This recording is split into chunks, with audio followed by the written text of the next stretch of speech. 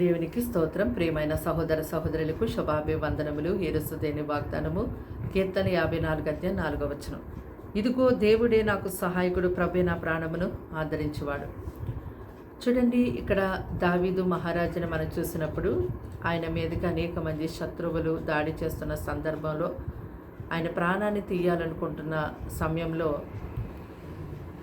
దావీదు మహారాజు దేవుని యందు నిలిచున్నాడు. కాబట్టి అతడు దేవుని మీద ఆధారపడి దేవుని యందు జీవిస్తూ ఉన్న విధానాన్ని బట్టి అంటూ ఉన్నాడు కదా, ఇదిగో దేవుడే నాకు సహాయకుడు, నా ప్రాణమును ఆదరించేవాడు ఆయనే అని.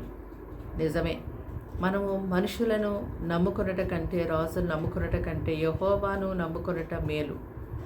మనుషుల సహాయము కొద్ది వరకే, కానీ దేవుని యొక్క సహాయము మన జీవిత కాలం అంతా కూడా దేవుడు మనకు సహాయం చేస్తూనే ఉంటాడు. మరి ఎవరు విడిచినా కూడా ఆయన విడవని దేవుడు.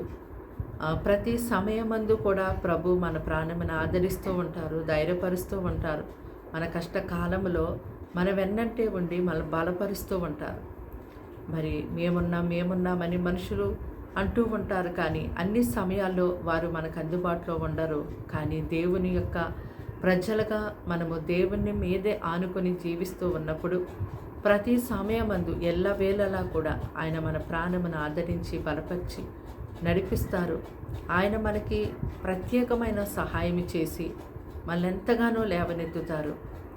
మనకి బలమిచ్చేవాడు ఆయనే, ధైర్యం ఇచ్చేవాడు ఆయనే, సహాయం చేవాడు ఆయనే, కృంగిన స్థితిలో నుంచి లేవనెత్తువాడు ఆయనే. మరి సమయం మంది మాటలు వింటున్నటువంటి మీ యొక్క జీవితంలో ఏ సమస్యను బట్టి మీరు కృంగిపోతూ ఉన్నారో, మాకెవరూ సహాయం చేసేవారు లేరని బాధపడుతూ ఉంటున్నారేమో. కానీ దావీదు వలె మరి మీరు కూడా దేవుడే నాకు సహాయకుడు, నా ప్రాణం ఆదరించేవాడు ఆయనే అని దేవుని బట్టి మీరు ధైర్యం తెచ్చుకోనండి. దేవునికి మొరపెట్టండి. మీ శ్రమ కాలంలో మీరు దేవునికి మొరపెట్టినప్పుడు ఆయన తప్పకుండా మీకు ఉత్తరం ఇస్తారు. ఆయన మిమ్మల్ని ఎంతో బలపరుస్తారు. ఆయన మీకు సహాయకుడుగా ఉండి ఎల్లవేళలా కూడా తోడుగా ఉండి మిమ్మల్ని కాపాడుతూ ఉంటారు.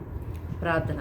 దేవానికి వందనములు, స్తోత్రాలు, స్తుతులు చెల్లిస్తున్నాం తండ్రి. మాటలు వింటున్న నీ బిడ్డల్ని మీరు ఎంతగానో దీవించండి, ఆశీర్వదించండి. వారిని, వారి కుటుంబాన్ని రక్తంతో కడగండి. వారి ఇంటి వారి రక్షణ ఇవ్వండి అయ్యా తండ్రి. నాయన, ఎటువంటి సమస్యలతో పీడించబడుతున్నారో యేసు నామములో విడిపించండి. నీ మీద పూర్తిగా ఆనుకుని ప్రజలుగా విని లేవనెత్తండి.